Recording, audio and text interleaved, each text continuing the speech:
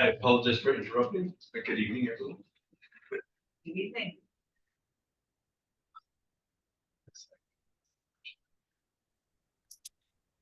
Mark, interesting to see you on the other side tonight. Yeah, last night was so busy that I think it made me sick. But good to see you again. I'm just remote. I'm not feeling well. Well, let's call this meeting to order. And I apologize. I rushed from a meeting and I couldn't stop at home to get my agenda. Does anybody have the agenda? I can make I just pulled it up. Okay. I can print it out. Okay, I appreciate that. So, but what I do know that introductions are in order. Sure. Yes, but at least one of the people just left the right page introduced. Well, we'll get them. Oh, and Alexander just pulled up that agenda as well. Okay. Oh, you're right. Yeah. Okay. So let's go ahead and look at the agenda. Any questions about the agenda? You have a motion to accept the agenda as is. Motion to accept. Second. Second. All in agreement? Aye. Anyone? Okay. Thank you. Okay. So we'll wait a few moments for introductions. We'll come back to that. Any updates for the meeting minutes? Any changes? Anything? Did y'all have a chance to?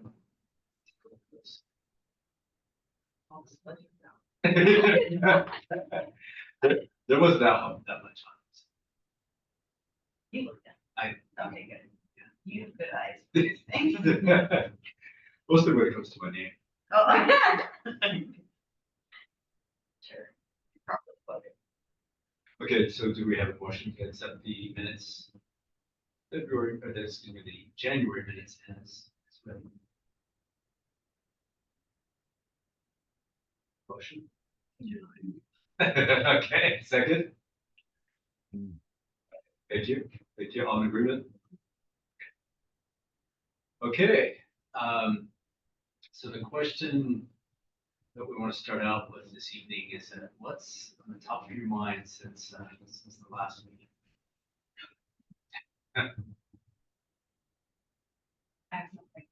Yeah. I was really happy that Michael Bloomberg stepped in to pay the U.S.'s part of the UN climate.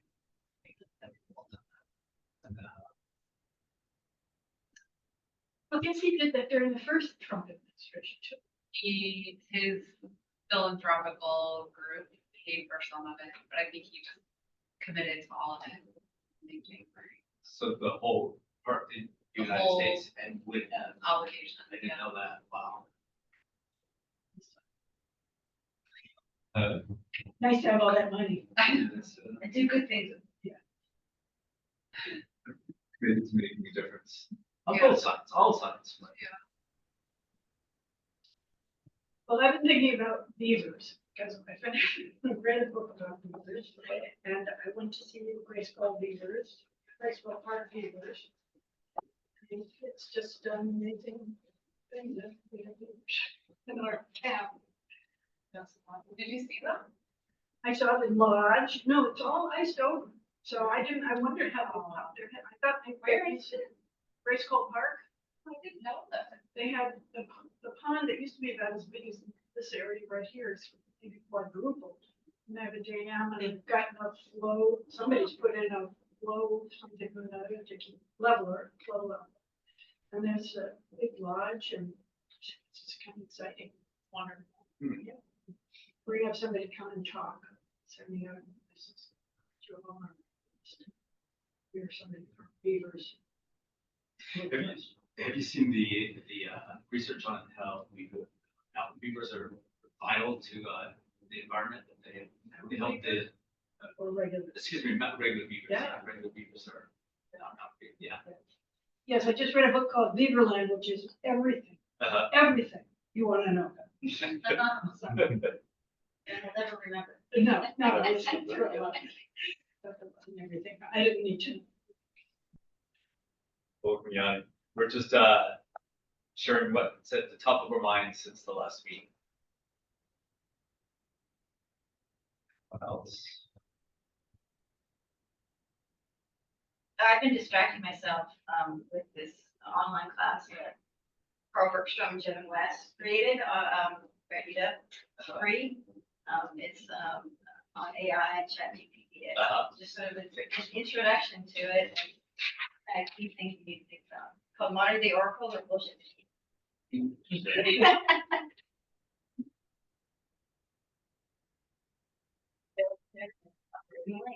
I like it.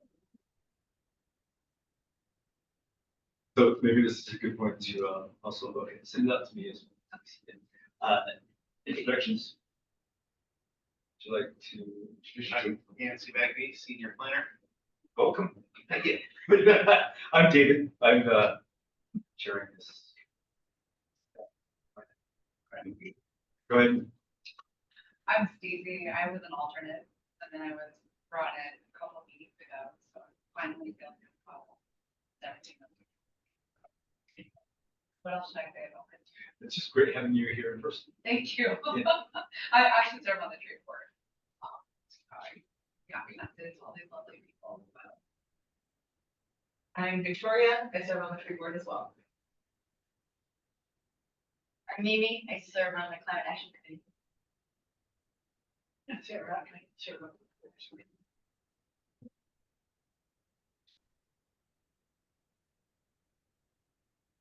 Yeah. Yeah, sorry, the audio is a little bit, can you hear me okay now? Yes. Awesome. Thanks. I'm Yannick. I am the vice chair of the planning commission and a member of this committee. Sorry, I couldn't be there in person, feeling a little under the weather, so I stayed home, and then I also signed on late because I used the wrong Zoom link. So, but I made it. Here I am. Nice to see you all. Question. Sorry, was that my signal? Okay.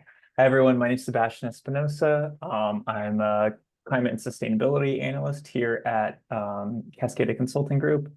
In this role, I'm going to be serving as one of the VA leads and kind of helping you or bringing you along on our process so far in our approach. So I appreciate your listening.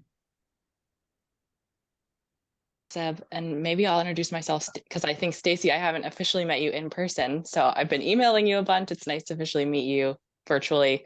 And sorry you're not feeling well, Yana. I'm also in that boat, so I sound a little, similar. Mark, I'll pass to you. Thank you. Mark, CD director, also not feeling great, still working. 4-night meetings this week, and what's at the top of my mind is I realize how good it actually feels when you're not sick. And I miss it. Hey, I'll just interrupt for a second. I missed my chance to say what's top of mind, and I heard you guys talking about beavers, and I heard an interesting kind of observation about beavers today from someone who was at a conference and in a session around kind of indigenous knowledge and so forth. But they talked about how beavers in the landscape, we tend to talk about them as engineers, like, they build these awesome, dams that change hydrology and everything else. But they said it'd be more accurate to call them adaptive managers because they're constantly going back and fixing their stuff and seeing how it's working and adding to it and fixing errors and refining. So not really engineers in the classic sense, but more like really engaged in adaptive management. And that's something that we all have to do when we're adapting to climate, adapting to other kind of perturbations in natural conditions. So I thought it was an interesting kind of frame of mind to think about our friends, the beavers, who really do alter our landscapes, often in very positive ways, sometimes in disruptive ways. So yeah, that's my thought for the day.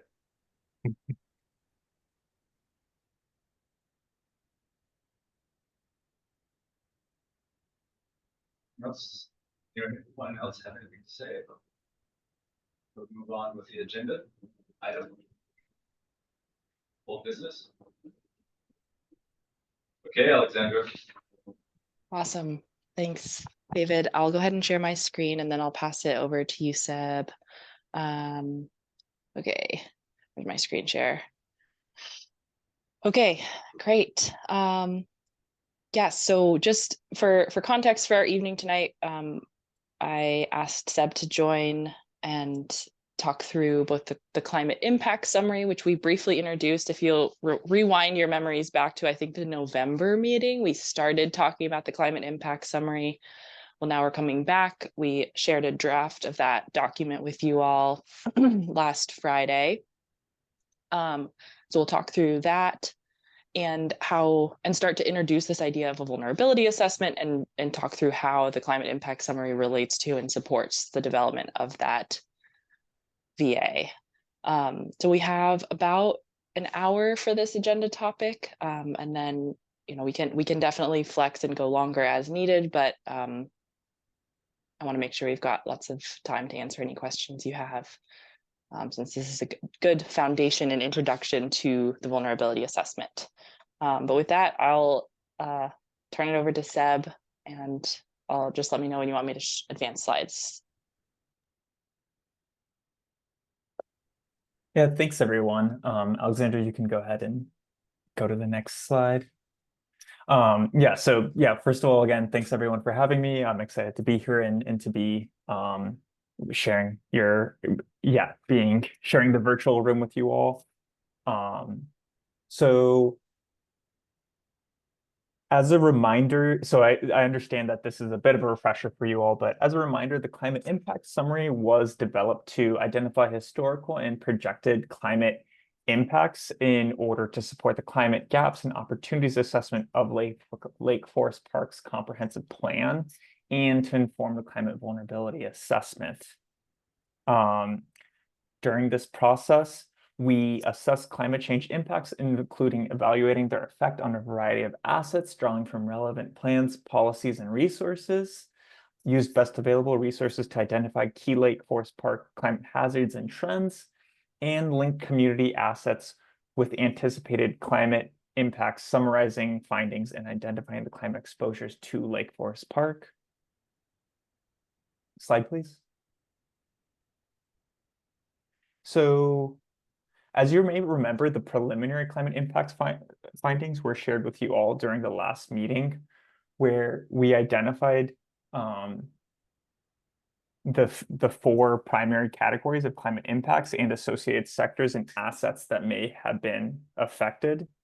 And as a reminder, the following hazards were assessed as part of the climate impact summary, including extreme heat, which were higher annual average temperatures, with especially higher temperatures increasing during the summer months, increased wildfire activity due to extreme heat and heightened drought, resulting in increased smoke and poor air quality, increased flooding due to more frequent and intense precipitation events, and then increases in declining summer precipitation leading to more frequent and longer drought. So I'm going to provide in the next few slides a little bit of a refresher for what these impacts mean for the city of Lake Forest Park. So you can go ahead to the next slides. Oh, and actually, sorry, one thing to remember, getting ahead of myself, for nearly all of these impacts, I'll be referencing the RCP 8.5 scenario. So just as a refresher, the RCP 8.5 scenario represents a high emissions future where greenhouse gas concentrations continue to rise significantly, leading to more extreme climate impacts by the end of the century. So with extreme heat, since 1995, the average monthly temperature has already increased to 1.7 degrees, with historic summer heat stress rising 2.2 degrees from 1979 to 2024. On top of this, by the end of the century, Lake Forest Park's annual maximum temperature is projected to increase 8.3 degrees under the RCP 8.5 scenario. These projected temperature increases are expected to bring more extreme heat events with under that same time frame and scenario. Projections indicate an additional 9 days per year with heat index values. That's how hot the temperature feels to someone with heat index values above 105 degrees. I can take a question, sure. In the stuff that you sent, that we got sent, there were 5 categories, and including in this, and one of them was, the one that isn't in one of those boxes was stream flow and inland flooding. Oh, Is did that I just not? dropped out of? No, that's included. I may have missed it, but it may have been included in precipitation too. But yeah, it should be there. Or it should be included, I should say. It's on the next few slides. It's combined, combined then. Okay, got it. Okay. We can go ahead and go to the next slide in that case. So wildfire and wildfire smoke is another hazard that presents a risk. And while the city does have a lower likelihood of experiencing wildfire event, Lake Forest Park does currently have an average greater wildfire likelihood than 18% of other King County communities. Moreover, high fire danger days, these are days where fuel and moisture conditions are conducive for wildfires, are expected to increase across the county, leading to more frequent wildfire days and poor air quality. Next slide, please. The rising temperatures I mentioned earlier will also increase the likelihood of precipitation falling as rain rather than snow, reducing water storage in the snowpack. Projections indicate that the likelihood of King County's April 1st snowpack will being at or below 75% of the 1980 to 2009 baseline will rise to 57% by mid-century and 83% by the end of the century. This decline in snowpack will contribute to more frequent, longer, and more severe regional drought conditions, and will also increase wildfire risks and reduce water availability. Okay. Jen, do you have a question? Yeah, so just one comment I wanted to make on the second bullet, and this is something, I work on salmon recovery and stream and river issues. And one of the frustrating things about Washington State's legal definition is that their drought definition is based only on basically consumptive use for humans. So they won't call a drought, even though things are desperate for fish, for example, in streams. So it's just important to understand that there can be a drought for natural resources well before the state declares a drought, because it's only about sort of drinking water and irrigation and so forth. So I just wanted to make that comment that that is not a great barometer for if something's wrong or not. So just a comment for now. Thank you. Yeah, no, that's a great comment. And I think that's great feedback for us to consider and to input when we continue moving forward with the vulnerability assessment. So there's implications like that, which aren't necessarily covered, those ecological considerations within this type of definition. But yeah, those are things we want to include in the vulnerability assessment. So thank you. We have another question. Mhm. Just one question on snowpack. When you say snowpack in King County, do you mean actual snowpack, or are you talking about snowpack that feeds King County in some way? I believe it's snowpack that's feeding King County. I would need to double check the climate impacts tool, but I'm assuming, or I believe it's like the Tolt and the Cedar River, or the watersheds that are producing that water that feed into those watersheds, where we derive our drinking water from. But I would need to double check the source.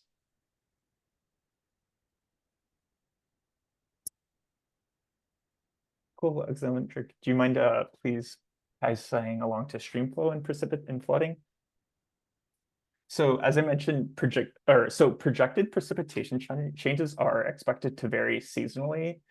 Under that RCP 8.5 scenario, areas west of the Cascades are likely to experience increased rainfall in fall, winter, and spring, while summer precipitation is projected to decrease by nearly 15% by 2080 relative to the baseline. In Lake Forest Park specifically, projections indicate a 7% increase in annual precipitation by the end of the century under the RCP 8.5 scenario and compared to the baseline. Additionally, seasonal shifts are expected to occur, with winter precipitation, that's December to February, projected to increase by 7%, and inversely, summer precipitation June to August projected to decrease by 21%. And with higher winter rainfalls and more intense precipitation events, stream flow and flooding are expected to increase, and models indicate that stream flows and channel widths will expand along with a rise in magnitude of the 100-year flood event.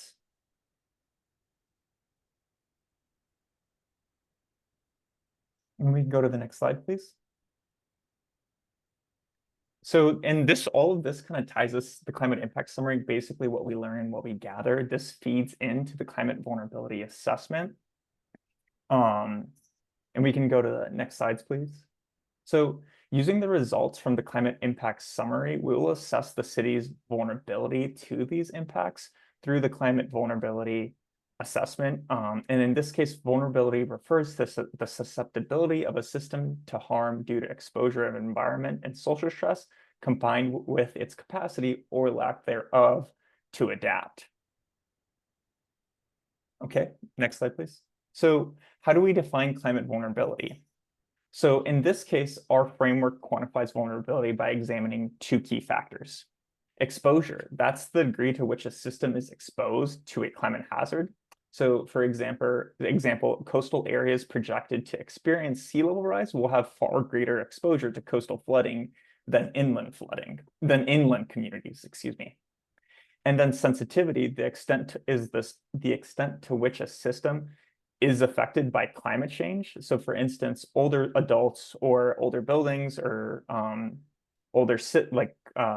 systems are more physically sensitive to different types of factors. So in this case, older adults are more physically sensitive to extreme heat than younger individuals because they have a reduced ability to regulate body temperatures. And while adaptive capacity, that's the ability to cope and respond to climate impacts, it is a part of our framework, but it is considered in our case, it is considered alongside sensitivity. For simplicity, we'll group adaptive capacity under the broader category of sensitivity. So by assessing all these factors, combining them, we can better understand which communities, assets, and systems are most at risk. And we can dive into our approach in the next slide, please. So the first step in our analysis was determining which sectors and hazards to assess. Climate vulnerability assessments can be structured in different ways depending on the audience and key considerations. We typically organize them by sector or hazard to evaluate climate risks and identify strategies to reduce vulnerability. So in our case, to ensure alignment with the comprehensive plan and other relevant resources and plans, we categorize assets into the following key sectors: community resources and housing, critical facilities, transportation and economy, and water resources. And then we will then analyze these sectors against the most relevant and most meaningful to assess climate hazards for Lake Forest Park. And the three that we will assess are extreme heat, flooding, and landslide and erosion risks.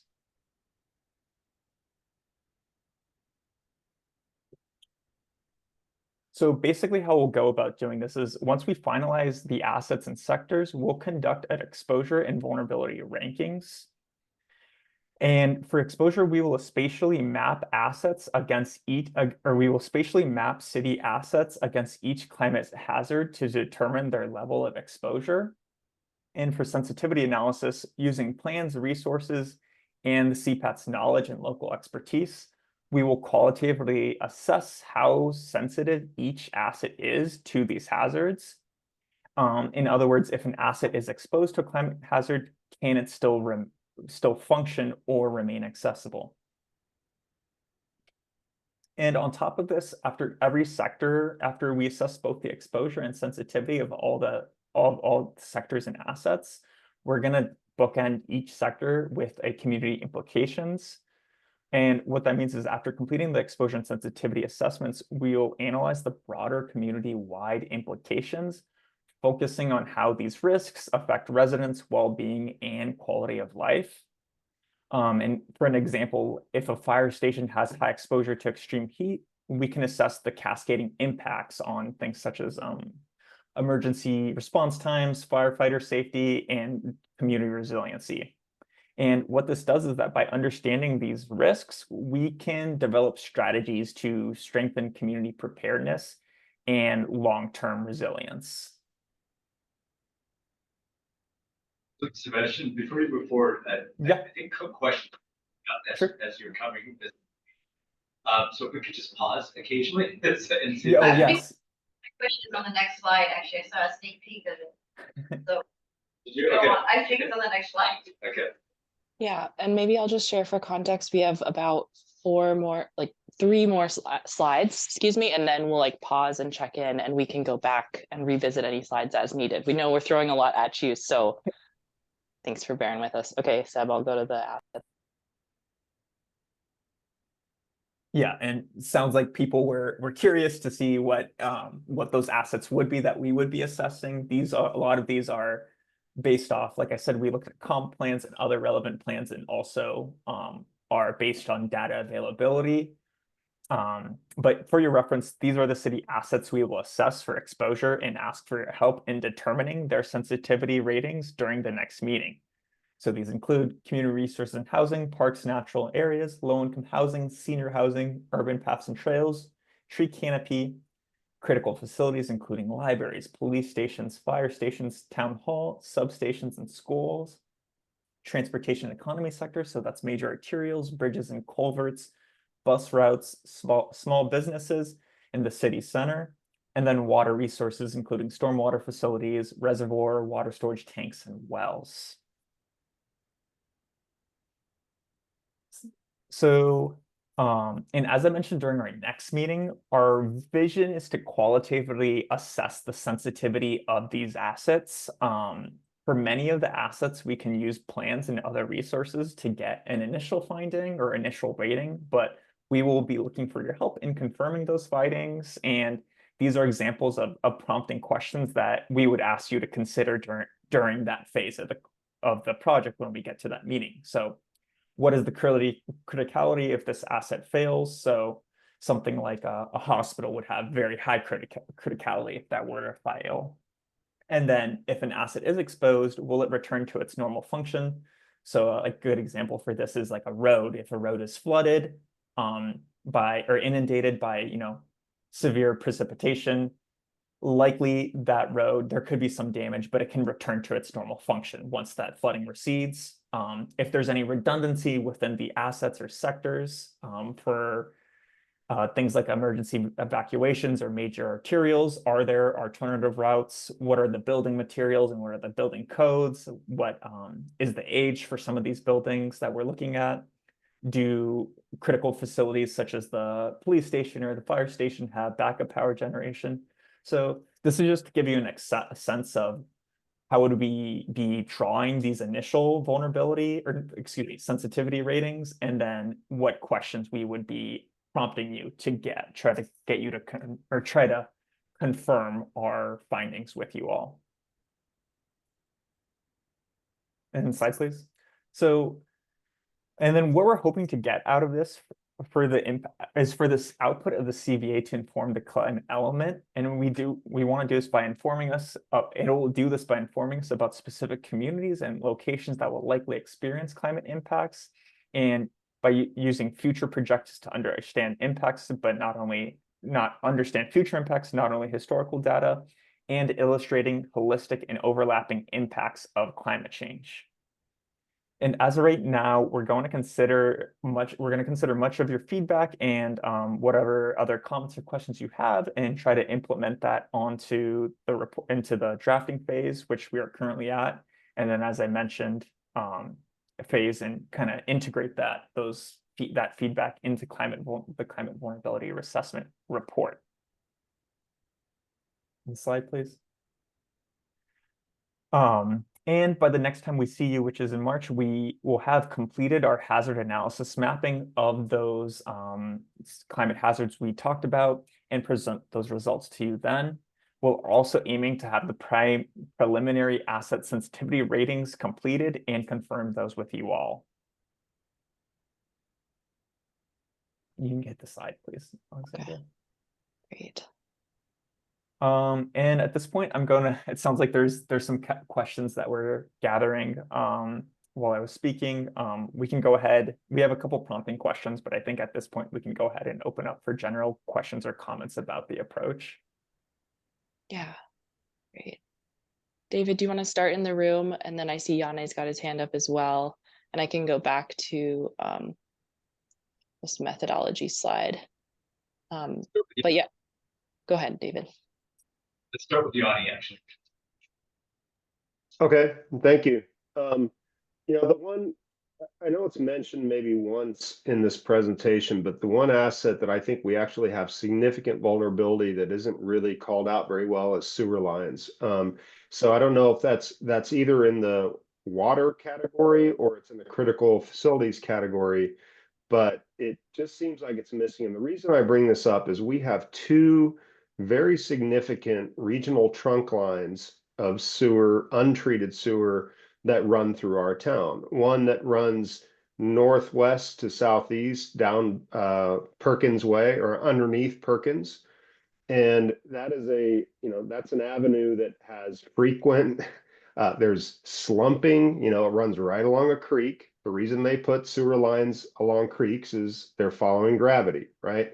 So, but it's right underneath the road, and that's a road that's kind of eroding. And the city has had at various times, or I don't know if it's the city or the county, has had to bolster that road because of stream erosion. So I would think that with higher incidences of floods and so forth, we need to be really paying attention to the sewer lines underneath Perkins and the one that runs down, I think it comes down 35th, basically out of Mount Lake Terrace along the Lion Creek fall line. And then it joins the one from Perkins before going down to basically the Burke Gilman. So we have two, not local, but regional sewer trunk lines underneath our roads along creeks.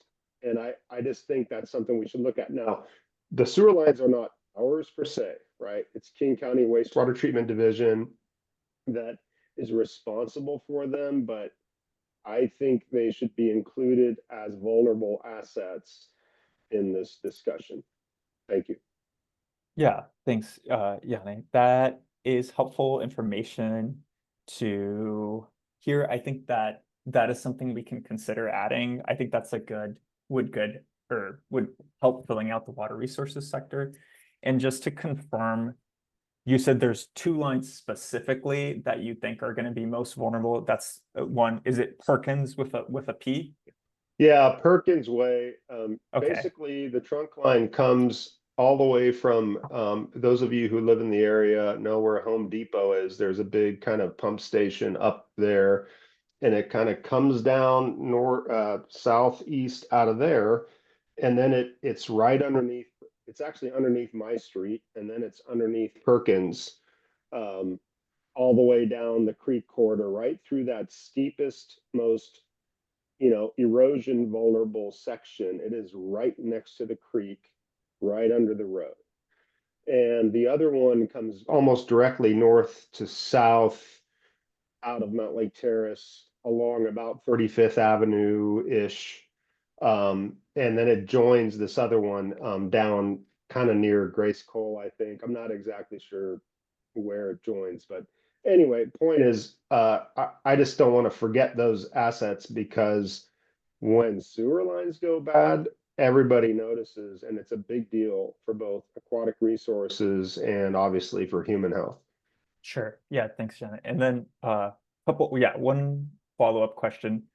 So I think usually in my experience, a lot of times like sewer lines can be pretty pervasively located throughout the city. Is it just those two you think that would you recommend assessing, or would you recommend assessing the whole sewer line system as a whole? I mean, I'm not an expert in that. What I do know is those are the two that are like regional scale trunk lines. Regional scale, okay. So, I mean, we all have, there's laterals everywhere, right? I mean, there Mhm. are, you know, small lines all over the place.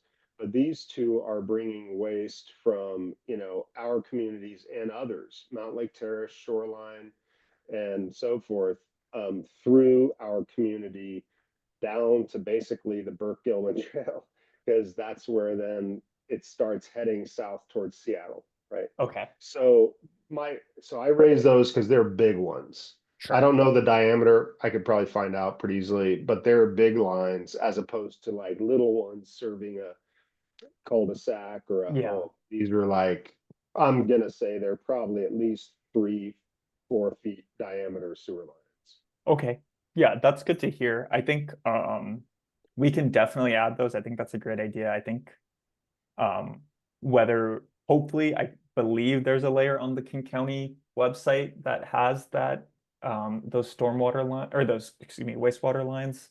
Yeah, there's Um, some that's public but we can get the GIS shape That'd be files if great. we need to. I mean, I work for King County, not for wastewater, but we can get the shape files if we need them. Okay, yeah, I know they can be some jurisdictions can be particular about sharing that type of data, but we would definitely at the very least ask you to confirm the selection, make sure we have the right lines. But yeah, thank you. Open it up to any other questions or follow-up questions. Question about where do things like power lines and cell towers and communications go in this plan? That's a good question. I think so. As Yanni was kind of saying, so the small, like similar to the smaller sewer lines, they're kind of located throughout all of, you know, the city. There's two bigger transmission distribution lines that run through. I was just looking at the map yesterday. I'm not exactly sure. I'm not super familiar with like the area, but I think it's like towards the north end, or no, in this case, it's like northwest end of the city. That kind of two big transmission and distribution lines that run through it, which are, you know, distributing energy to like the rest of the King County.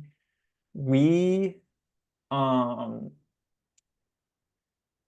my assessment for not include my justification for not including those is just because if we deem those as vulnerable or sensitive or exposed, how much is that within the jurisdiction of Lake Forest Park?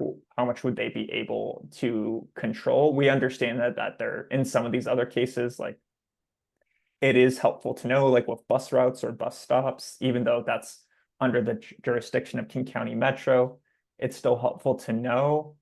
But again, that's also kind of like based on data availability. If we're able to track down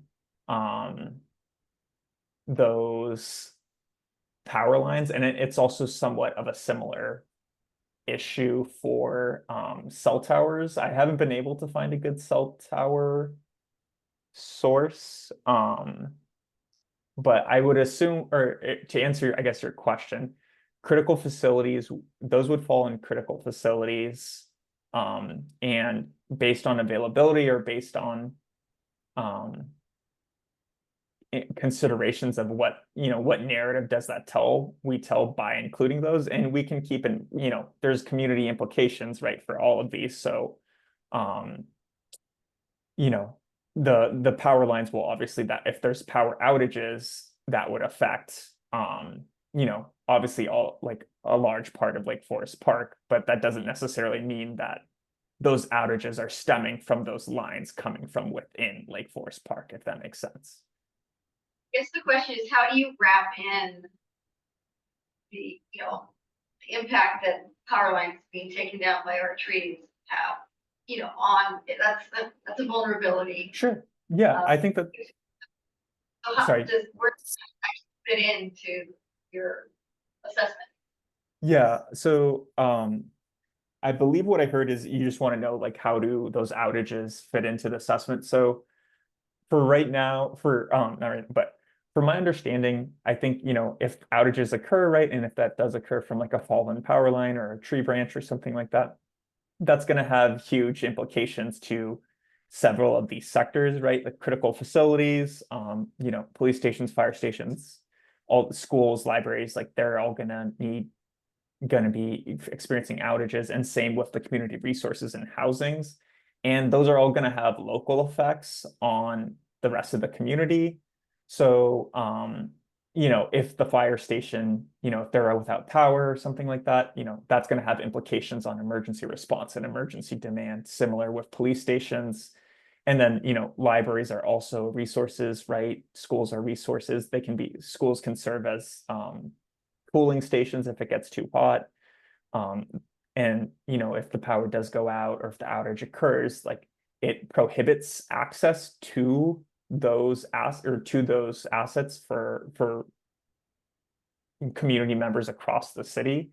So that's where I would deem power outage come into play. And knowing that, you know, water demand may become, or hydropower may become, or there's a chance it could become less reliable, right? With decreases in hydropower, that means that, you know, outages could become more frequent in the future, or, you know, extreme heat can test the demand or can increase the demand on the grid, and that could also lead to outages. And that's kind of where those compounding issues that we start talking about and that we start seeing, where not only do they affect the community members in their houses, but they also prohibit them from using these other resources, right?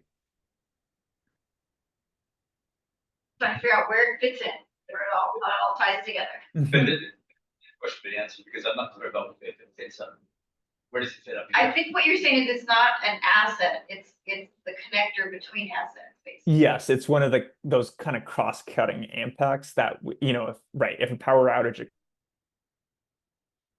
occurs, it would not only affect some of these individual assets, but there's also cascading impacts that would have community implications and yeah, these kind of downstream effects to the rest of the community. For electric lines, we don't usually include in assessments like this, just because they can be hard to track down. We could look into including them, but as of right now, my idea would be just to have those like energy systems or electricity systems, and what they mean and what climate impacts mean to them, how that affects is kind of at that community level scale. So throwing the fiber optics too, the city has 5 or 6 fiber optic franchise agreements, so they're running underneath the Burkham. That Burkham Trail is a very busy spot. So, and then all throughout the city through fiber optics. I don't know if that's just thrown into that category. Sarah, I'm so sorry to interrupt, but you're a little bit faint. I'm not sure could you speak up a little bit? Thank you. Fiber optics, yeah. That's all I heard. The other thing I had a couple of questions. In critical facilities, there's no community center. And in our case, it's Third Place Commons, but it's a place where people in an emergency or in a crisis are congregating. So I think maybe, I don't know if the category is community center or you want to call it Third Place Commons. The other is, we don't have any senior housing. We have adult family. Adult housing. Okay, that's right. Adult, you know, the families, what are they called? Adult family homes. Yeah. So we don't have like buildings that are senior. Right? Is that right? I don't think we have any official. So, but it's just a different category name. Okay, gotcha. So, Third Place Commons, you said that's like a community center where people gather. Is that in the town center or in part of the town center? Yes. Okay, cool. Or city center. So yeah, we can add that Third Place Commons to the critical facilities. It will probably have overlap with the city center, but I think that, yeah, if that's a community resource and that's where people gather and they can evacuate to during an event, we can definitely add that.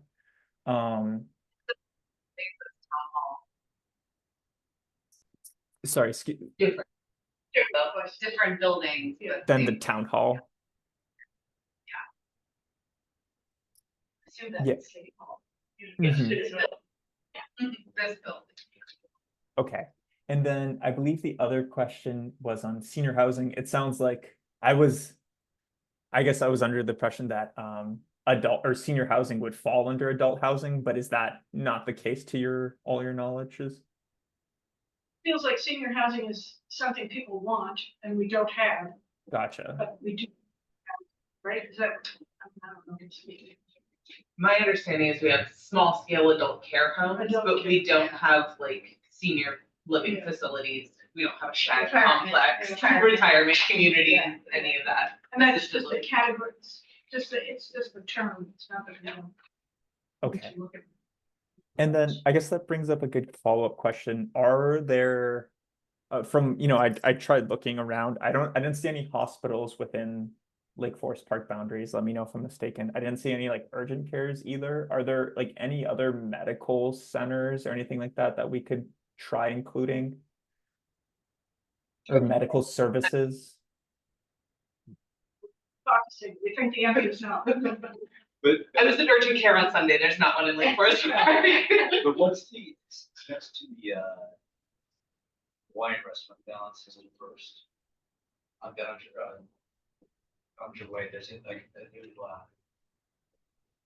or just see something that, it's in a, strip where, just on the bottom of. Must be in Kenmore. Yeah, no, that's like First Park.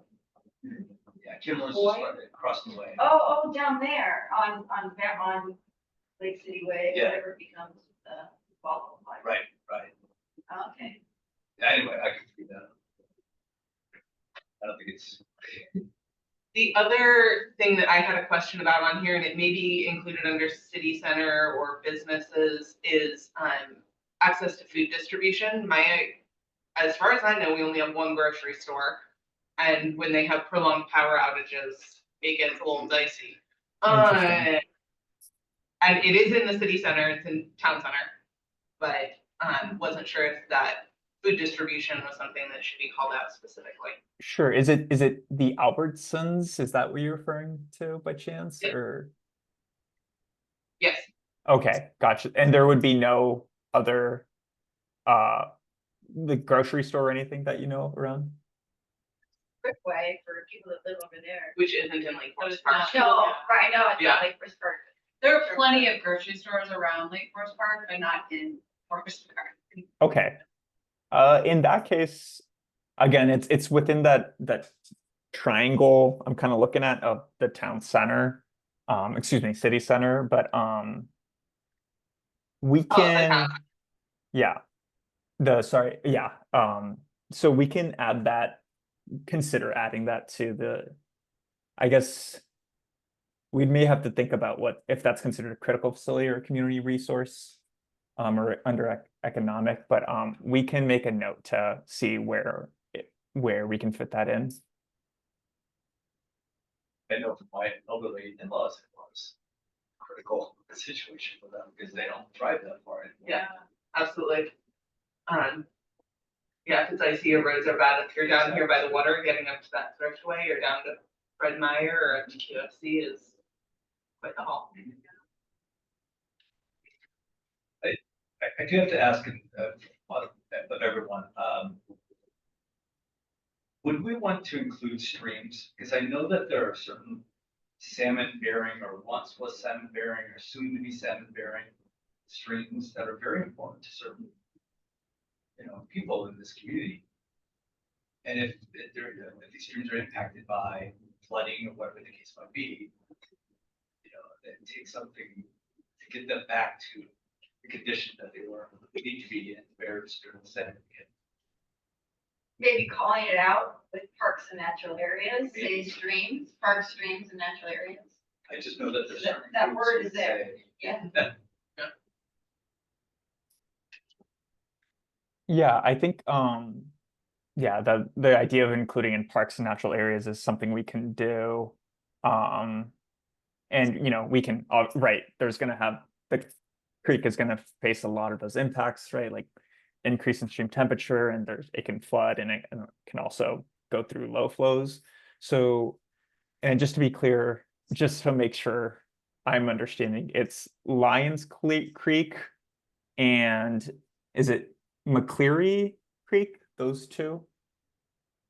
It's McAleer. McAleer, excuse me. Yeah, and Lion without an S, even though Lion. there's an apartment complex that thinks it has an S, but it Okay. doesn't have an S. Understood.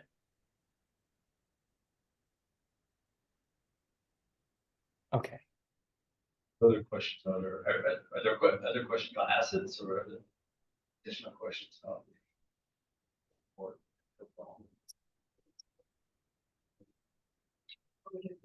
Where does business fit in? Is that in there? Small Small businesses, okay.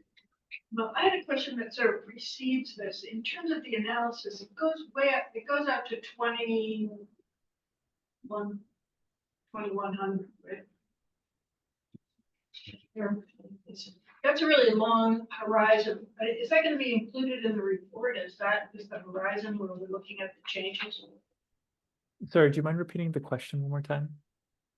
Yes, I'm going back to the beginning of, I'm looking at the memorandum, but it was also in the beginning of this presentation. The horizon you used for looking at the changes that were going to happen in these 4 critical areas was. Mhm. Oh, it was 80 2100, the end of century timeframe. Right. I'm just worried that that gives people permission to dismiss it because It's not our lifetime. it's not my, yeah, not my Sure. lifetime. And I just, looking at what your expertise is and having done this before, is that just wondering, because we've made a commitment in King County to 2050 Yeah, for the reduction of. I think that's an interesting question. I think you're right that maybe this can give people maybe a sense, or to certain groups of people, that it's not in their lifetime, it's not in their problem. I would say that from like an infrastructure perspective, a lot of the infrastructure that the city, the sewer lines, I don't exactly know what the time frame or the timeline or the design life, I should say, of like sewer lines is, but things like roads or like some of this other infrastructure, housing, a lot of the times, we want to plan at least for the 100-year time frame, because that's how, hopefully that's how the design capacity of some of these assets are expected to last.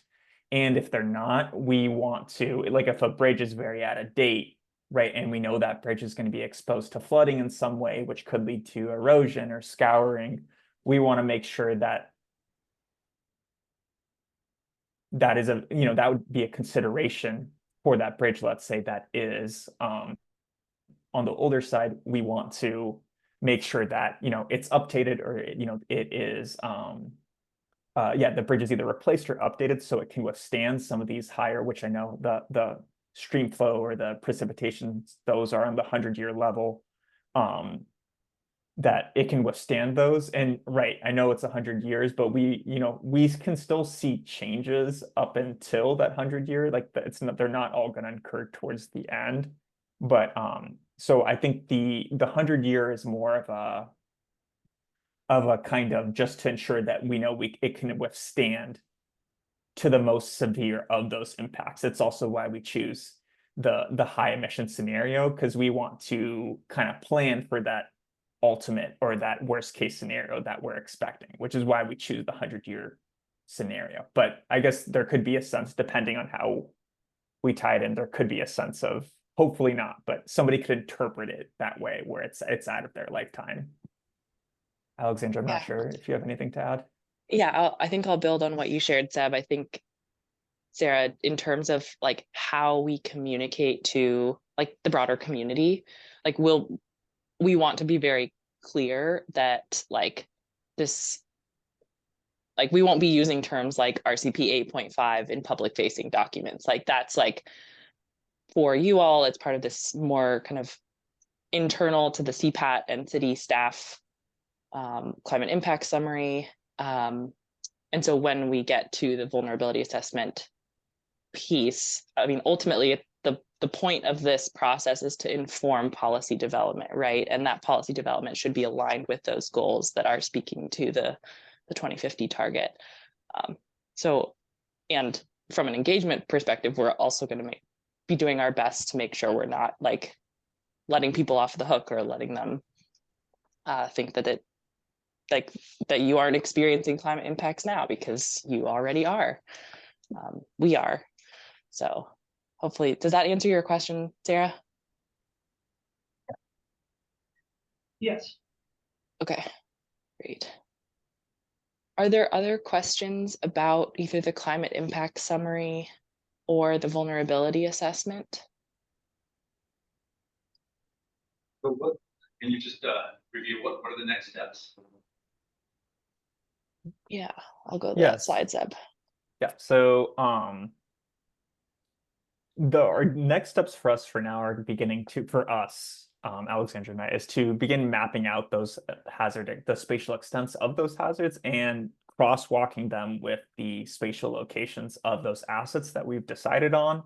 And then through those coming up with some type of exposure analysis or exposure rating to say, okay, this is highly exposed, or this is not exposed, or this has a low exposure.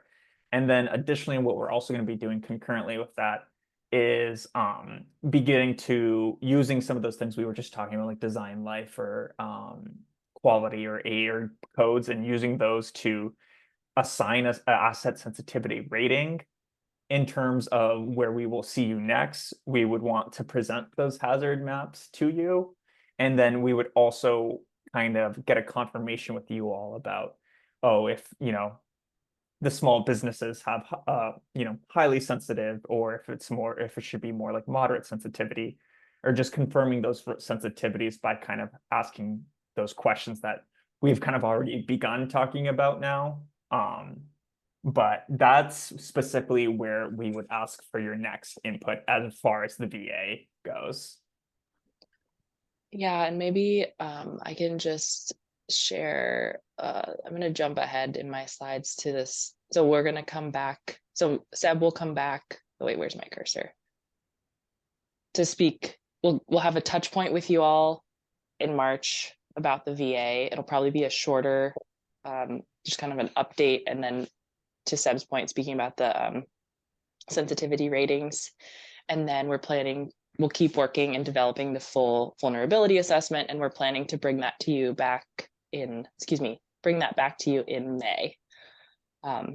So you'll have a couple different touch points on this, but we wanted to start the conversation tonight and share the climate impacts memo.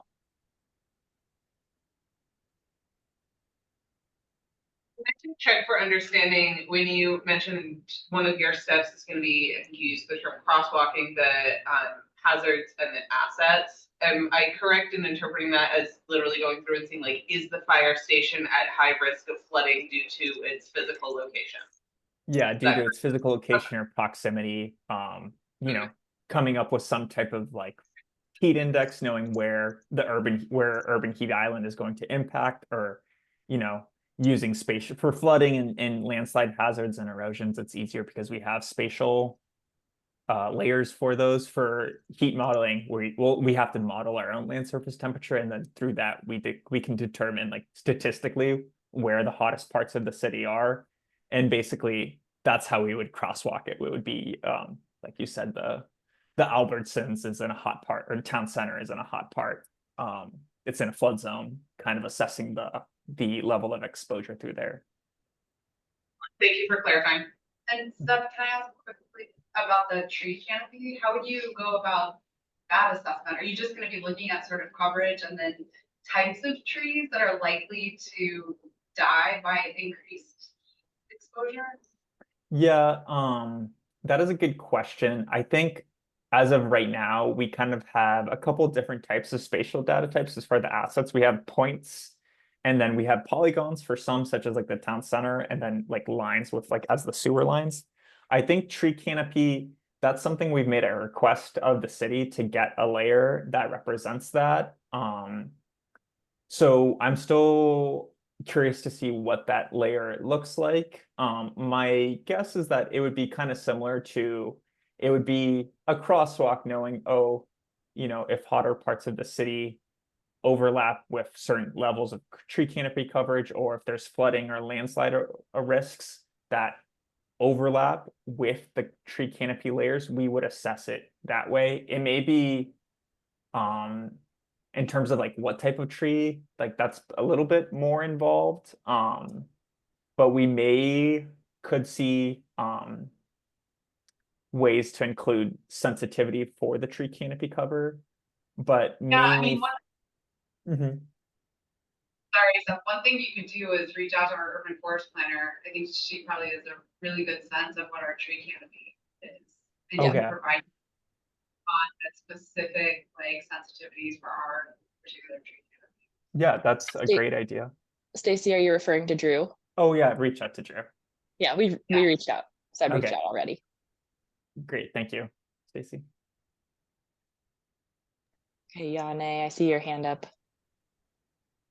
Yeah, thanks. I was just reminded of one of the kind of data questions that I'm not sure we'll have an answer to tonight, but in many of the smaller cities like ours, the landslide risk data is really pretty old and dated. And I may not know if there's more recent stuff, but I'm just curious if we feel confident with kind of, as you say, the heat map of landslide risk in this city, because the last ones I remember seeing for this area are kind of 1990 vintage stuff. And I know that King County's done much more detailed analyses in much of the unincorporated areas, and I'm just not sure what we have in the cities. And so that's just a flag for something to look at. What's the best data we have for landslides? Because we do have significant numbers of neighborhoods around here perched on top, at these kind of creek ravine tops. We have very shallow groundwater lenses that can cause slumps. So I'm just a flag that it would be good to be able to articulate in, as we deliver this to the public and so forth, like what data are we using on landslide risk? So really just a comment and a question to see, what's the quality of our information there. Thanks. Yeah, that's a great question. I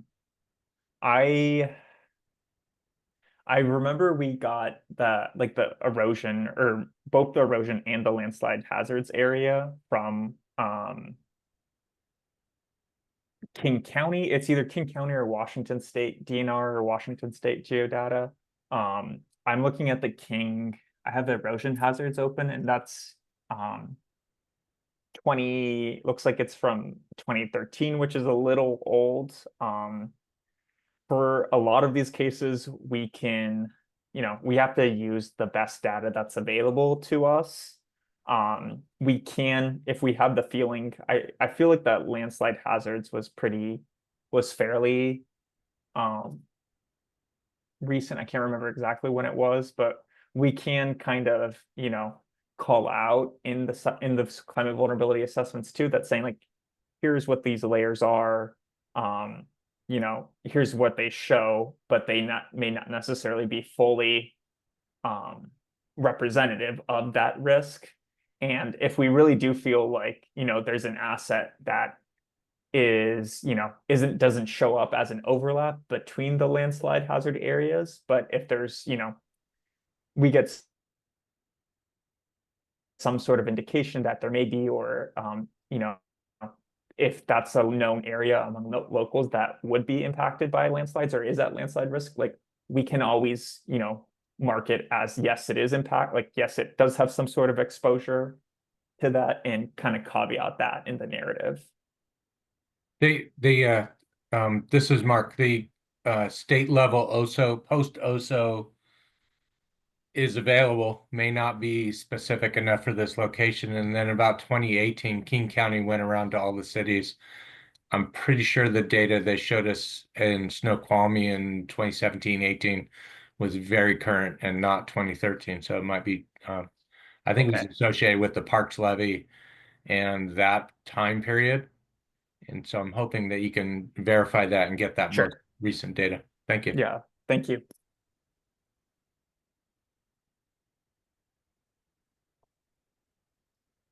Any other general questions? I think this was, so far it's been very informative, these questions, and they've been very thoughtful, so thank you. Alexander, do we still have time to maybe go over some of these other discussion questions? Yeah, I'll pull them up here. I think we could do another like 5 or 10 minutes on this, Sure, and then yeah. shift into engagement. And then I might put a plug, David, if we could potentially do like a 2-minute bio break before we go into our old business items, that'd be amazing.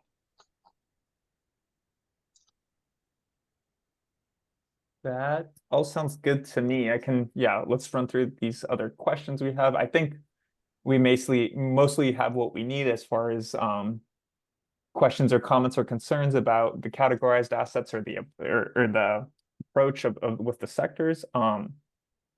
We do have, I guess I was curious to know, and as we do this assessment, what parts of the city we should pay, not within regards to hazards, because we kind of have a sense of where those are, but in terms of like where the sensitive communities are or where the sensitive neighborhoods, in terms of, where is it predominantly older people, or is there a predominantly impoverished neighborhood, or any things that kind of sticks out or comes to mind when we ask like which community groups in Lake Forest Park are going to be most sensitive to climate impacts, like if there's specific challenges they may face, and also like if you have a sense of where those areas may be occurring.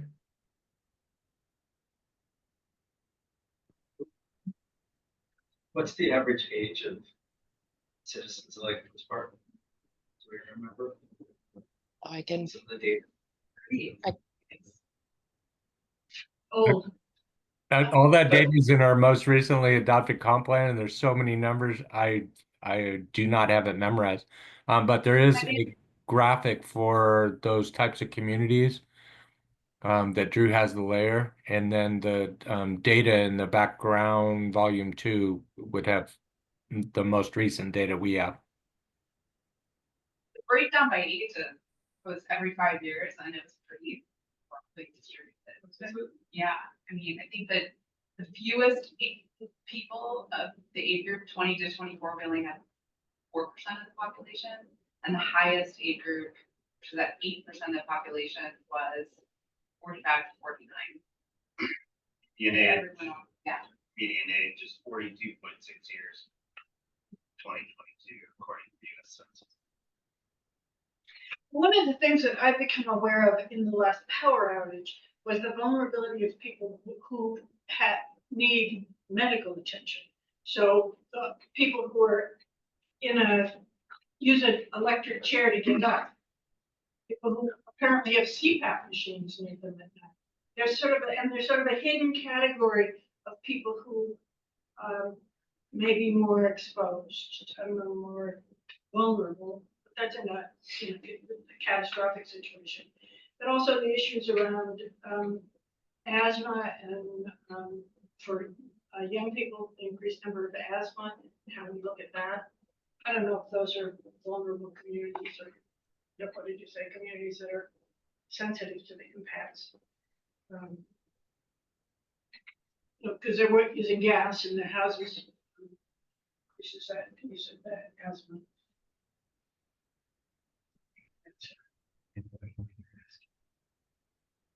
So, yeah, I think old folks and also people dependent who maybe have some type of physical disability or some type of disability that where they require medical attention, and as you mentioned, like power outages. Yeah, those are all great, and those are all on our radar as we do this. Is there any other community? Is there a specific area that is more impoverished, or any other groups that may be sensitive that you know of? Yanni's got his hand up. Yeah, Yanni, go ahead. Okay, Yanni. Sorry, I didn't see you. Sure. Yeah. The one thing that jumped out at me when I was looking at this before the meeting was especially kind of the southwest portion of Lake Forest Park on, you know, kind of either side of SR 522. Like what I was thinking about was older building stock that likely to not have air conditioning and also lacking tree canopy in that neighborhood. That's kind of what I was thinking about, because you know the heat can be a really abrupt and pretty significant stressor, even when it happens now, and we're going to see it happen more frequently. Those of us who have some trees around us, or I mean, I don't actually have AC, but I have a lot of trees, you know, you get some relief from that. And so I wondered if there were some metrics from other communities or anything that kind of looks at that combination of, you know, building stock and lack of canopy, you know, just lack of shade. So I think about that southwest corner of our town, not the new developments, but the older developments, as potentially being specifically at acute risk to the heat issue. So that's what came to mind for me. Yeah, that's that's helpful to hear. And I think when we do the heat analysis, the land surface temperature analysis, those urban heat islands are going to be they're mostly driven by vegetation or lack of vegetation. So I think those areas that have like a lack of trees would be kind of indicated by that analysis. So I think that's something to keep our eyes on as we do that. I think there is census metrics for the average age or the average age of the entire housing stock of the city or of Lake Forest Park. I'm not sure to what scale it goes down to, but we can probably get a sense of like that age of how, or you know, when we analyze the community resources and housing sector, we can assess, you know, what is the average age or housing stock of the city, and what is that, you know, what sensitivities arise from that.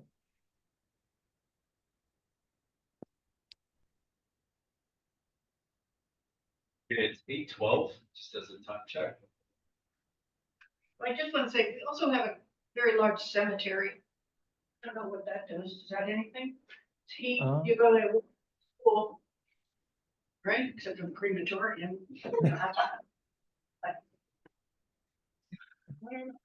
Asset, right? That's a good question. I've never considered doing a cemetery. I think if anything, it may provide.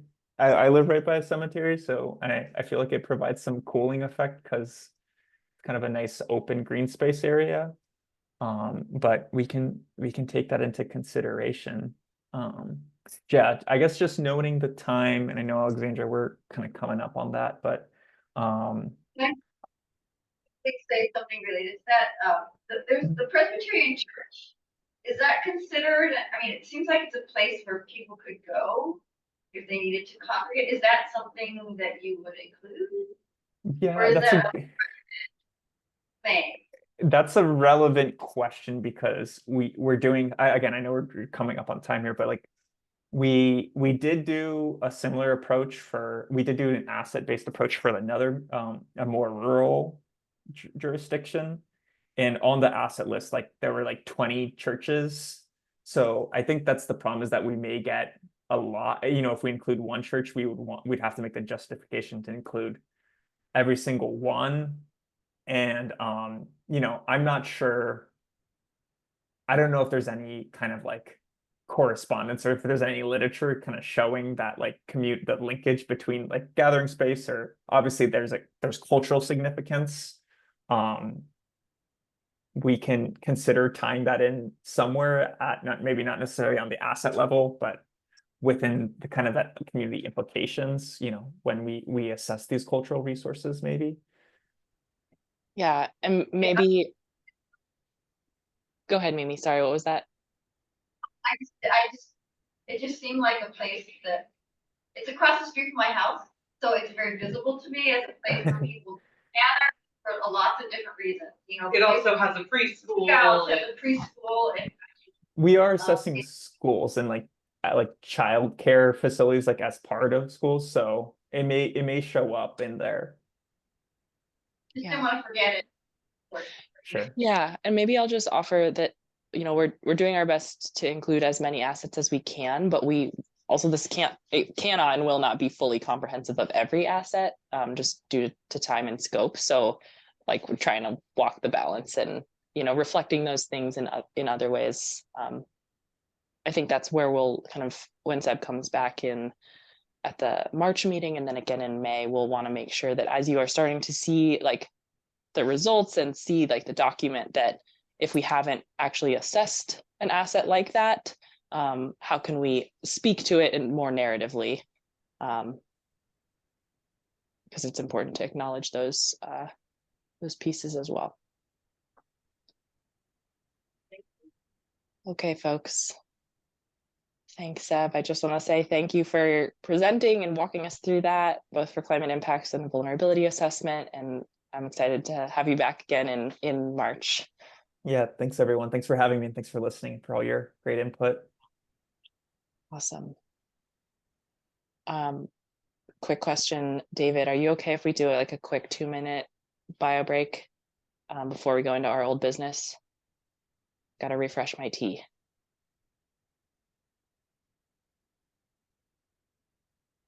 Was that a yes? Yes, I'm sorry. Yeah. Okay, thank you. Walked away. I've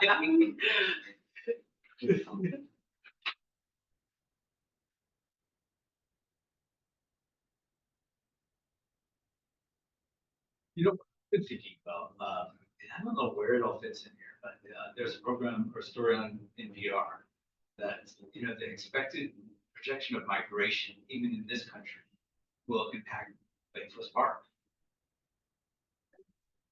So, where does that show up? Where does that, where are we talking about potential migration? There's not an asset though, right? It's not an asset. That's why No. it's all structured around assets. Right, yeah, it doesn't fit in this conversation. But there are, so it'll be interesting to see where it should come in. I mean, considering. Yeah, I mean, it's something that we might even want to be considering in our community, or in our planning commission, because it might impact how we address middle housing in the future, in 100 years. Probably before that, Sooner, but but- okay. But yeah. No, it's difficult to think long term like that. So planning commission takes a long, 100-year, 50 to 100-year time frame. Is that, no, okay. Just 10 years. kind of depends, right? Okay. Yeah. But I mean, planners and city Oh, managers, they think 50, Art would probably be better person to ask. not this. Yeah, he's done. So, hey, welcome. Thank you. Yeah.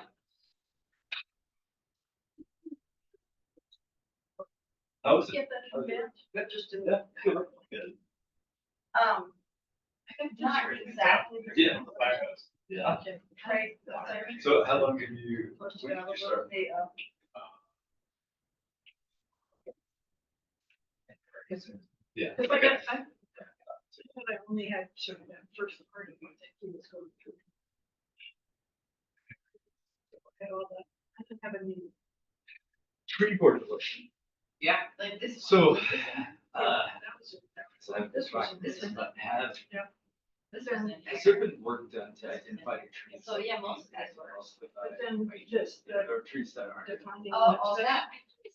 Not like individual trees. Okay. One of the things that we worked on this past year was updating the tree list for Right. replanting. And one of the things we were looking at was, as we're looking at climate impact, as we're looking at both heat and precipitation and probability of new invasive pests, what trees are on this list that are not going to be sustainable here in the long term, and shifting what we're recommending people replant. Right. So we're not looking at it specifically from a this tree is currently in danger, but we have been using it as part of our lens when we're thinking about recommendations for replanting and sustainability. Which is exactly what we're doing in the question.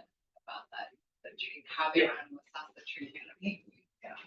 Because if there are, if there's a certain species of tree that's probably here that sustains a hill, or you know that. Yeah. Or, those trees Yeah, die we off. haven't gotten to that granularity in any way Exactly. we've looked But at I it. feel like Drew would have a good sense of what's around, Potentially. maybe. Yeah, and I mean, there are natives that in 20, 30 years Aren't gonna be, be yeah. sustainable here in Warren, so. Because they've increased. Yeah, and you can see, you can drive around town, you'll see the trees that are on. Well, Yeah. Yeah, the alders don't have their life expectancy is now. So, 60s, 80s, so they're all coming down. Maybe now. But really, where I live now. Sure. Was that new information for you? No, I live right underneath, about the odor control unit. And my job is to call them and say, it's not working now, you have to change some filters. Well, didn't see that. What's weird, usually, it might have been more if you were outside more. Like in the summer. But it just doesn't move. Should we get started? Alexandra? Yes, thank you. Appreciate it. Thanks, David. Okay. Can you all see my screen again? For old business? Okay, great.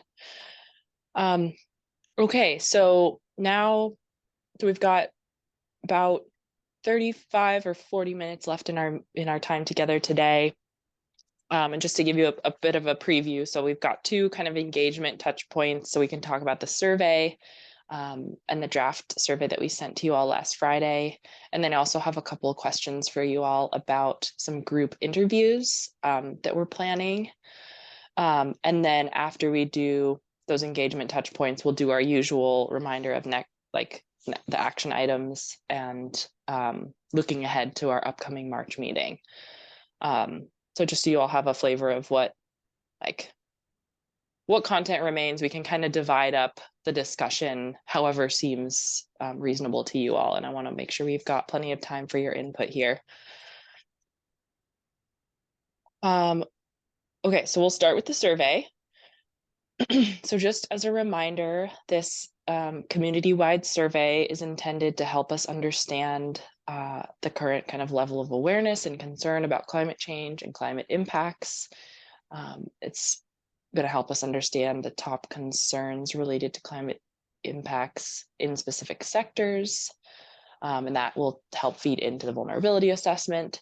And then our third objective is to help identify priorities for policy development and start to gather any sort of preliminary input on potential policies or actions.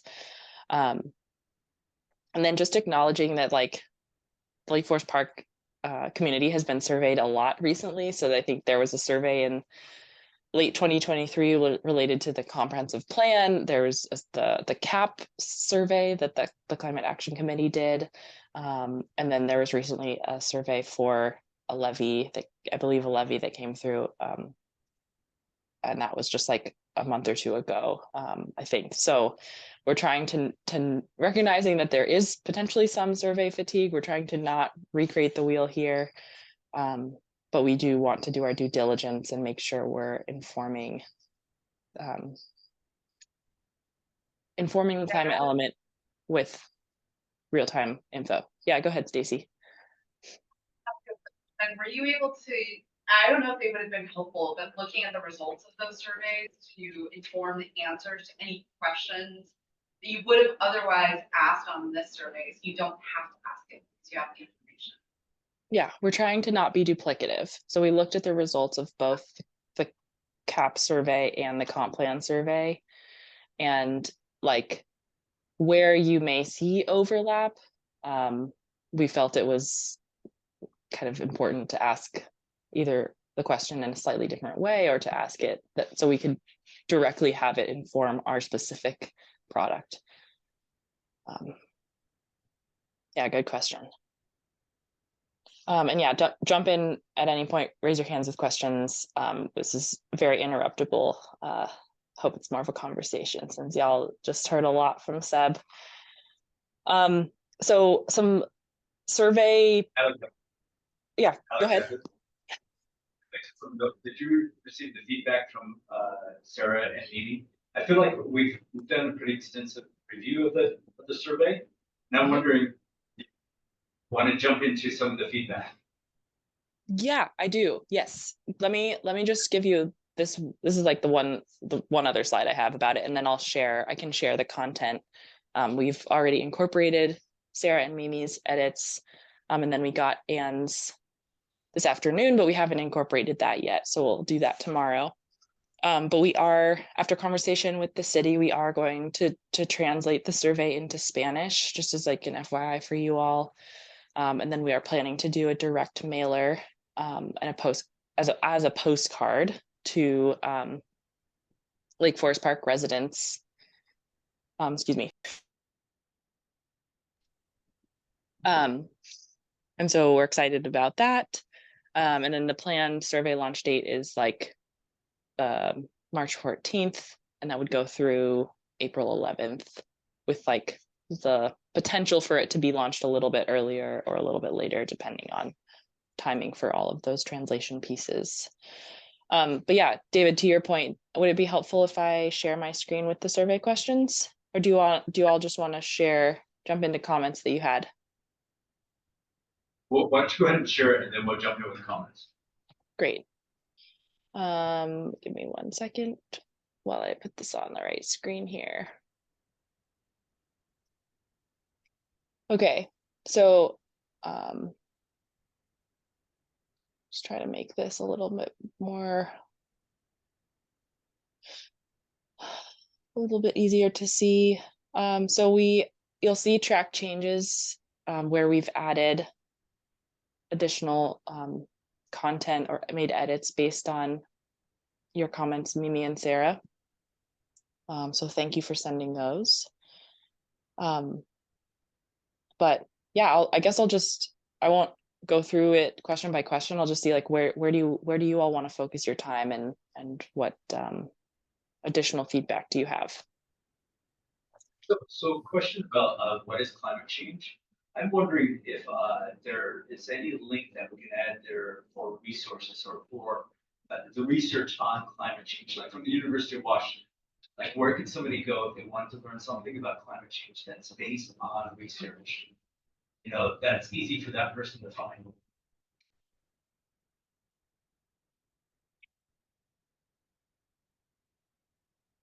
I know that. Do you all think that might be useful? I don't know. That's Yes, okay. I completely agree.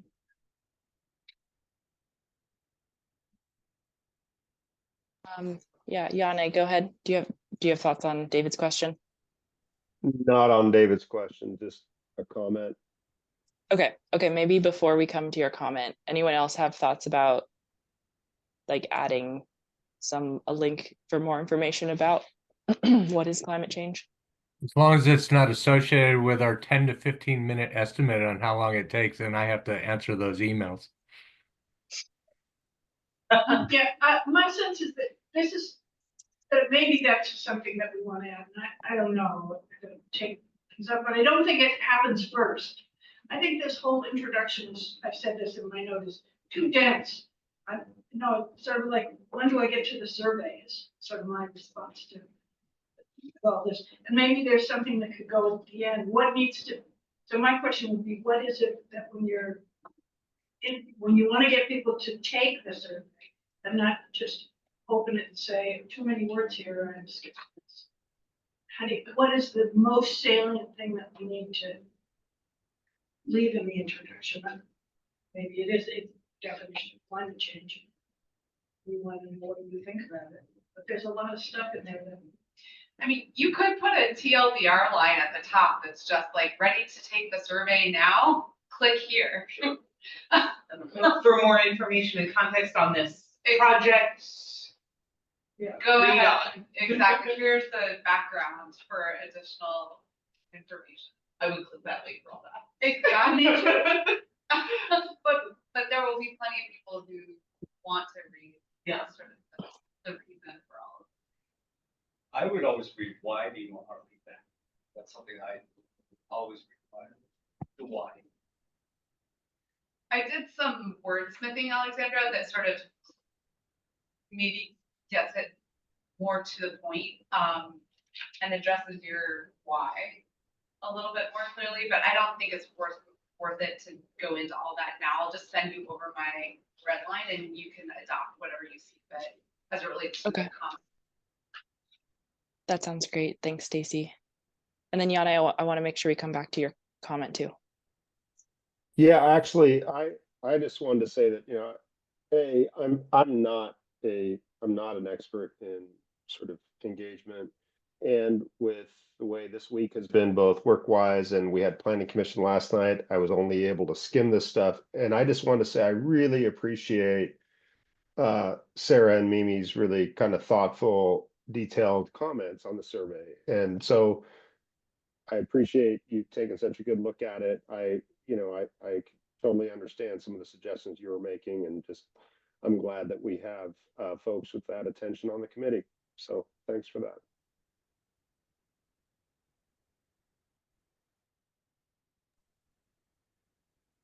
Great. I'm gonna send it over. Everyone's- We love the kudos. Yeah, and I would say, Stacy, if you don't mind sending those comments to us like by tomorrow, that would be amazing. And so anyone else, if you have additional comments or thoughts that you want to add, please send it to us ideally by end of day tomorrow, because believe it or not, every day counts on the timeline. We need to leave about 10 days for translation. So that eats up The only other additional kind of like more broad general comment I had that's not wordsmithing is there seems to be like at least towards the end in section 4, there seems to be an assumption that people actually care about climate change. No, I'm just anticipating, right? And so I think there's some things that you can do to modify the way you ask questions to say, to get them to answer regardless, right? Because if you have someone who maybe doesn't sort of align behind that, they will say to you in these multiple choice situations, none of this applies to me, and may skip your question. And I just want you to be able to provide sort of options for all types of people who are reading these questions. I think that because there will be people who don't care. Yes. And we want to know that. We want to know that what percentage of people are responding to the survey who don't care. And people who are, or people who are concerned about the implementation of this, like what are the costs going to be? What does this mean about my life? The home that I live in. What does it mean? So I think there's a lot here that people might, I said this in my comments, that people aren't necessarily going to connect with climate change and impacts, and they don't really want to think about that, but they do want to know when the power goes out, what am I supposed to do? So they do want to know about these things, they just don't necessarily want to think about climate, right? So if there's some way to word it so that you get their feedback anyway, what are important to you? This In a certain sense, the questionnaire can be educational as well, right? That the way we ask questions actually lends to how people think about the situation or the issue.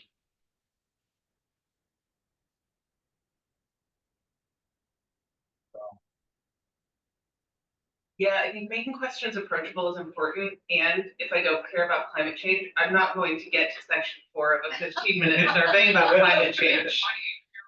So like thinking about who's going to end up on that page is part of it as well. And what's the language that will connect with that. So emphasizing the planning part, this is part of our planning commission work, adding to this document so that we are prepared for emergencies in the future or whatever the language is to get people to care. Yeah. And as it's mentioned at the beginning, by law, or because of this House bill, we have to do this. Right. Okay. Great. Okay, so we'll see what kind of wordsmithing we can do to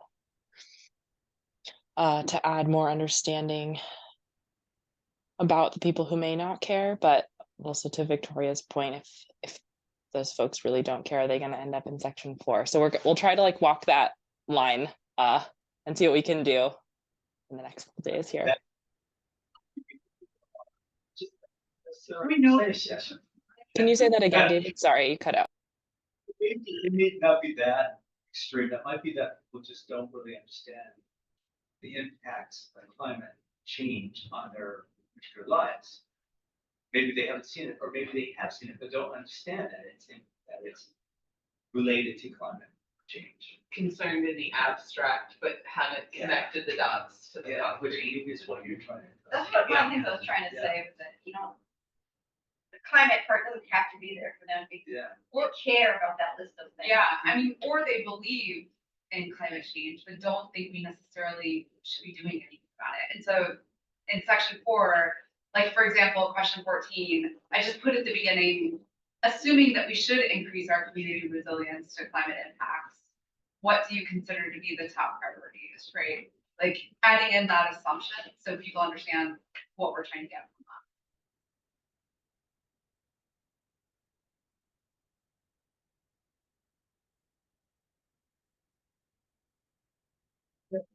Yeah. If we were gonna do anything about this, what should we do? Yeah.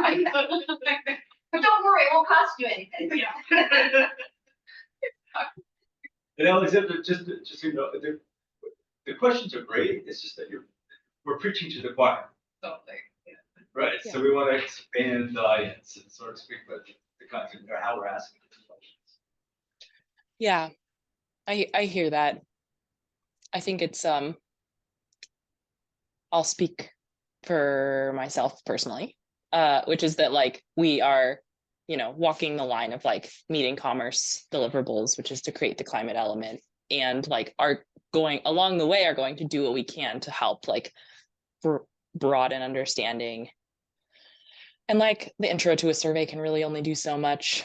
Like if someone doesn't care about climate change, then they're not even going to click the link and they're going to just throw their postcard away. And that's where I think like strategies like the strategies that we choose to employ in implementation will be all the more important. Because we're still in we're still writing policy, right? That may not necessarily, people may not see, oh, this is affecting me in this way. Anyway, that's my 2 cents. But yeah, I hear you. I'm broadening the audience there. Okay, so just to recap what I heard so far, potentially for this introduction, like trying to walk the line of like making a TLDR version so that we can shorten it, and folks can get straight into the survey, while also offering people who do want the background to have the ability to get a little bit more understanding. Stacy, you're going to send some additional comments by email by tomorrow. Sarah and Mimi, we've already incorporated your comments, so thank you for that. And then tomorrow we'll be working to incorporate both Anne and Stacy's comments. And then throughout the survey, we'll work to try to clarify where we're making assumptions about whether or not people care about climate change and trying to modify those questions slightly to be a bit clearer. Anything else y'all want to share or anything I missed there? A couple items. One, there's a lot of words. There's just like a lot of text. And some of it feels repetitive throughout. I don't know how, it's hard for me to picture what it will feel like walking through it as a survey, not knowing what platform you're working on or how sophisticated your surveying platform is. If it is at all possible to have, whether it's hover text or hyperlinks or a glossary somewhere, so that even just starting every section by defining climate hazard and climate impact was feeling very like, by halfway through, I was trying to figure out what I actually needed to read to get new information and what was just reading the same information again. So I know between surveying frequently, but also the longer the survey, the more you get survey fatigue for folks that just give up halfway through or get frustrated partway through and stop answering as thoroughly or reading important parts, or missing important parts because there's so much else going on. So any places that can be tightened up, especially that repetitive language, I think would be beneficial. And then I had a couple questions on the demographic section. One, I'm not personally a huge fan of how the gender question, the options under the gender question, to the best of my knowledge, doesn't necessarily align with current best practice on those. I'm happy to send more information on that later. And then I think maybe Anne's comment, it may have been one of yours, I can't remember whose email I was reading, mentioned the household income. At least to me, those feel like very small brackets for income that end well below our city's median income. So I was wondering if there was a logic to that, or if those are just your default values you use, or what the intended purpose, what the intended information to be gathered from that is. Okay, like they're too low. Is that what you're saying? Okay. I think our city median is 138, something like that, from the email that I want to say Anne said that. Okay. That's a great comment. I'll double check. I'm not sure what the reasoning is. Those are quite low. So I'll see why. You also just seem like I've never seen that small of bracket. Yeah, thanks for flagging that. I'm wondering if we really do need that demographics. Those questions there. Can you say that again, David? Sorry. I just wonder what's the validity of having those demographic questions there, because let's. The age is really interesting because if we're getting all the 65 and older population to answer every survey, That- the city okay, I puts can out, get then that. that's the Okay. only Yeah, population we okay. know anything about. Okay. Same with if we only have our wealthier families filling this out and we're not Okay, capturing understand. any information. Yeah. I'm always skeptical of putting demographic information because unless you're going to do something with it, I don't believe it should be collected. It's also But- optional, so some Yeah. people aren't gonna fill it out. So it is 20 tails. Just Well, I just want to say the city of Bothell is going to give you $25 if you win your prize for turning in their survey. Yes, I know. Just saying. Mark, do you want to speak to the not adding? We had a donation for the survey we did with the comprehensive plan. It was well received. And it was a joy to award it. Based on time, I'm not a big fan. I think the incentive should be the effort. But I'm coming from a place of administration. I don't want to administer it.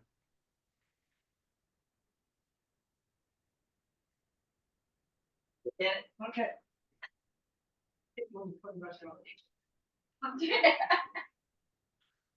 Or So I did want to, on that, the question I had about news sources for information, we asked that in the climate action committee, and it didn't tell us one, it wasn't a helpful piece, because, okay, they read scientific journals, I get my news from news. yeah, headlines from the TV. But it might be important if we made it really hyper local, so do you get it from the Shoreline Area News, do you get your information from the cities? Whatever they are, do you get it from the Seattle Times? It just for our experience in asking that question was, it wasn't helpful, the answers weren't helpful. But I mean, it isn't, and maybe we should write down Fox News, or. Yeah, and Sarah, we did make that edit that you. I don't know what. Yes, that's. yeah, it's actually the feedback that I'm sending. I'm saying get rid of number 2, but I'm not. Yeah, we don't know what you include. sorry, cutting out a little bit. You said you don't know what we included for number 2, or you don't know how we're going to use the answer from number 2. Maybe some of our comments were. There, see, Shirley. Yeah, ultimately, we all get to decide. Yeah, sure.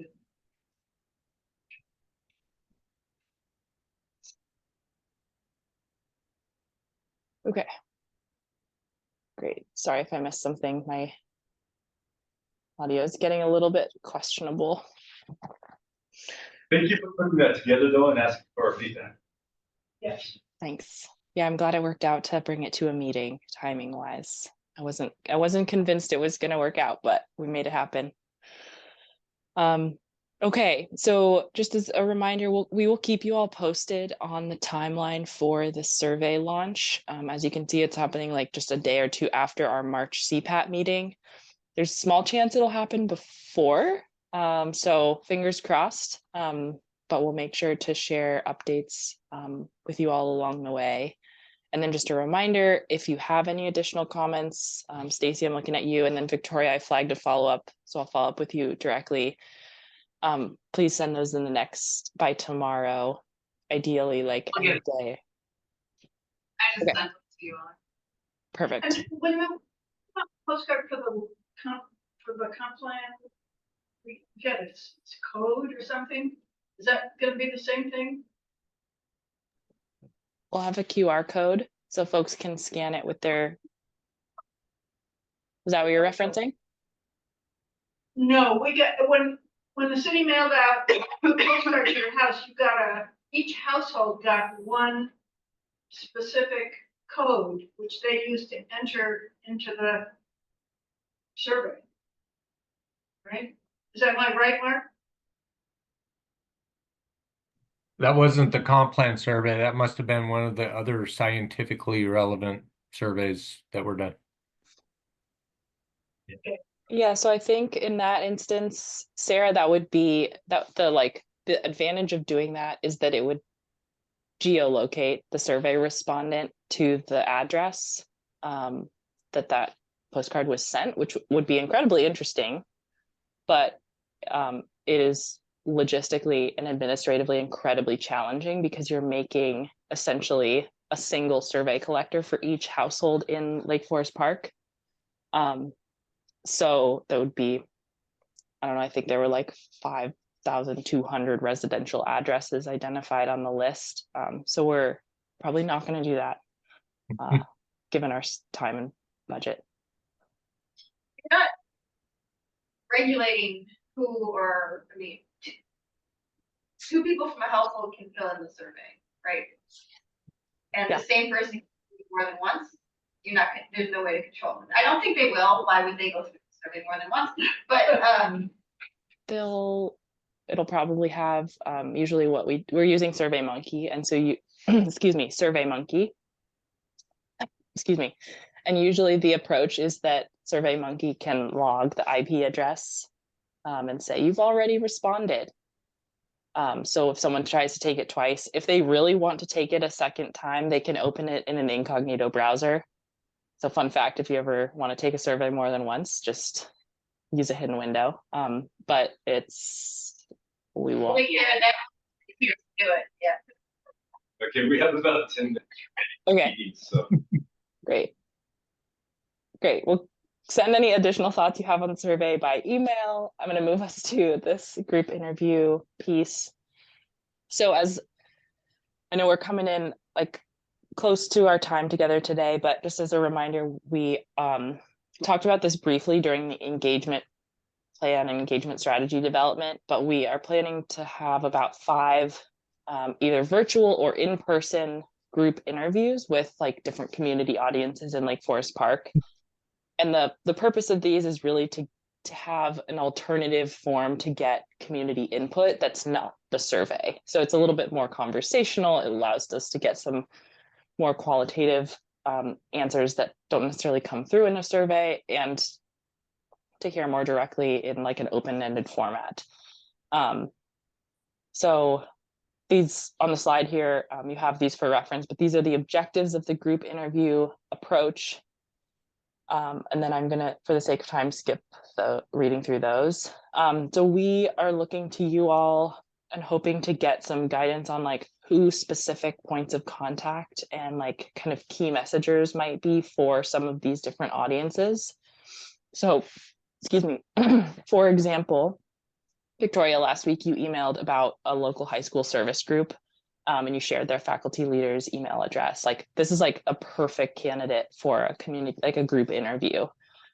So I think I've bolded that on the slide here. So I think like, unless you all have a different recommendation for who we contact, I think that would be one of the 5 interviews, is we would reach out to that faculty member and say, hey, we'd love to potentially like set up a time to interview you and your students who are participating in the service group. This is the purpose. We would introduce ourselves, but work with that faculty member to identify, is this the right group, or would they be interested, and move forward with like scheduling. So That is the internet. what? That woman, Jackie, is the Interact Club there, so. I mean, Oh, they're the that's same. Interact. The same. Oh, great. Okay, cool. So that's really helpful. That's the kind of context we're looking for. Okay, perfect. I'll just delete that right now. Okay, great. So, and then I kept parent-teacher associations on here because that had come up during our discussion of the engagement strategy, but I'm not, for the youth category, I'm not certain if that's like the most appropriate group to reach out to. If you all think otherwise, please let me know. I think the Stewardship Foundation is potentially a good candidate for this interview, but I was only able to find their info email address. I'm not sure like who would be the best person. Yeah, sorry, Stacy, go ahead. Andrea, you should contact John Brew, who is the Secretary Treasurer of the Stewardship Foundation. Do you want his email now? You can message it to me if you want, if that's better. Because it's just being recorded. Yeah.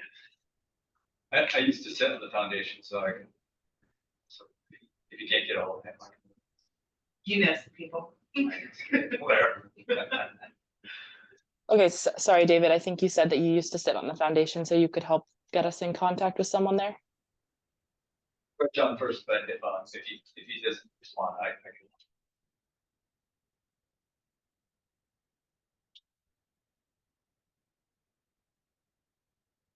Third place books.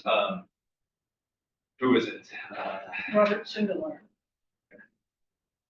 Third Place Books, is that what's next?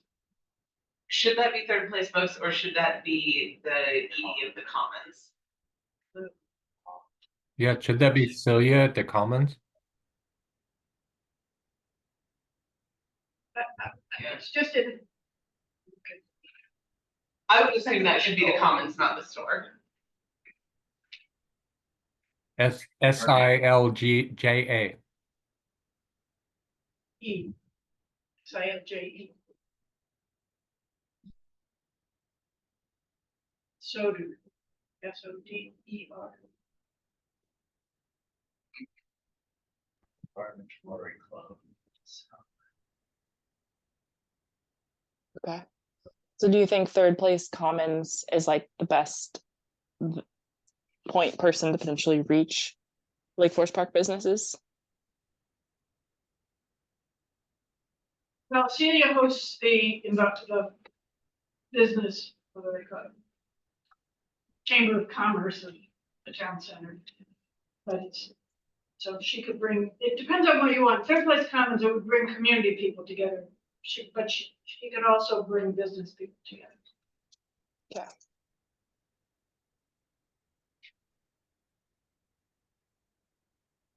That's very helpful. Okay. Sorry, this comes. I'm looking at the Chamber of Commerce. Oh. The corporate board. I think that's your one. The Lake. Oh yeah, never mind. Sorry. All right. Okay. Okay.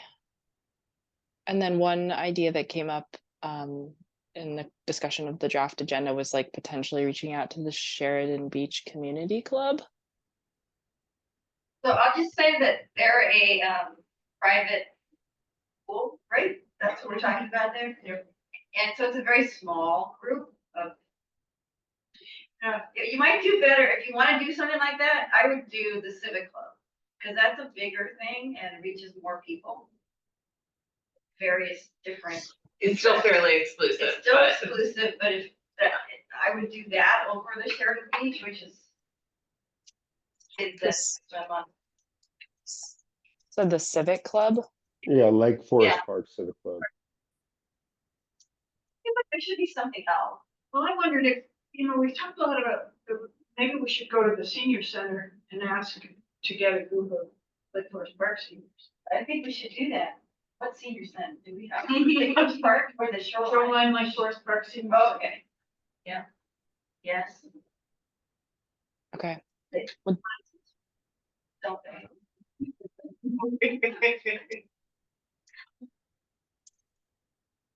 That was the LFP Senior Center.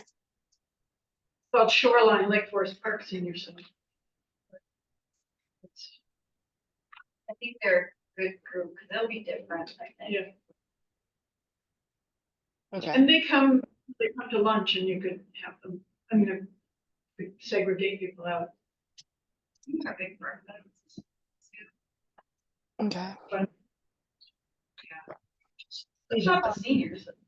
No, but everyone. Yeah. But it seems like a good place to capture people. I'll put the little survey on the desk on that. But yeah. Okay, so Awesome.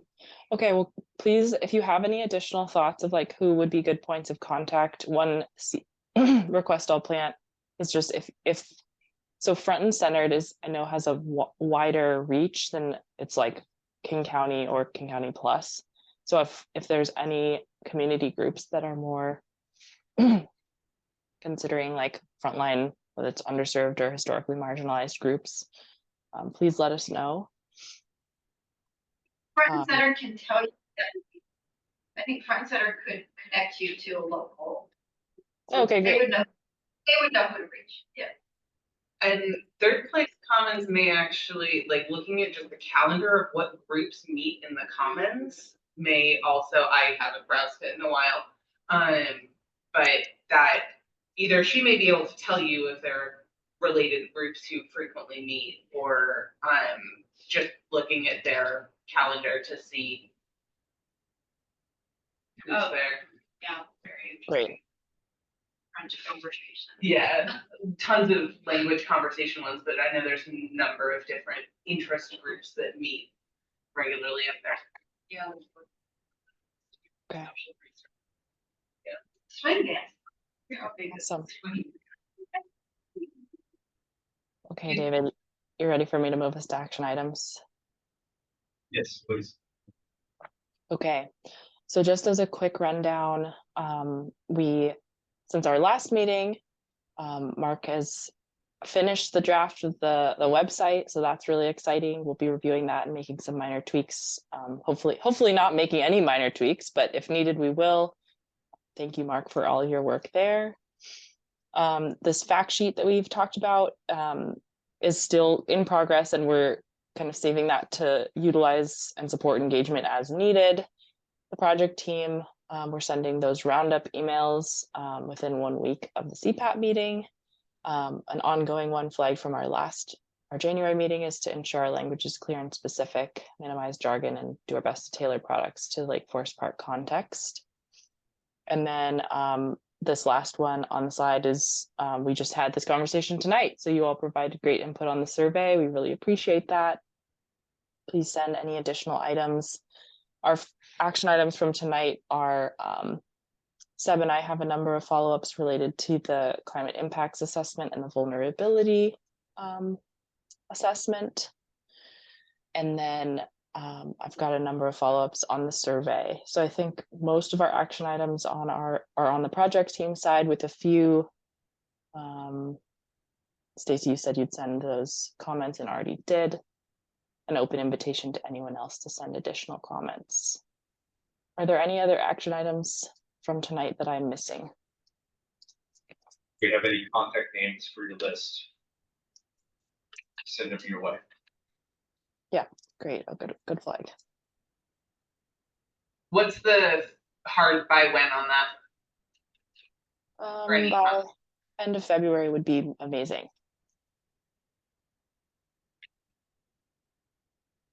Just a question about those groups. So do you want any participation from us, or is this something that you'll be interested in doing as Yeah, we'll be leading those as the consultant team, and we'll kind of bring back the outcomes to you all. But if you feel strongly and you want to participate, I don't see why not, especially if you have a group that you are kind of the liaison to. But don't want to ask more of your time.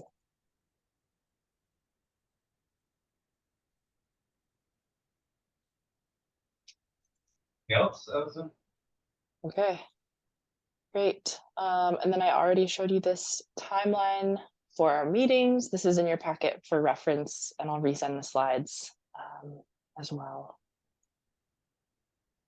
Okay, I'm gonna stop sharing and I'll pass it to you, David, to wrap us up. Good. So our next meeting is March 12th, at 1 to 10.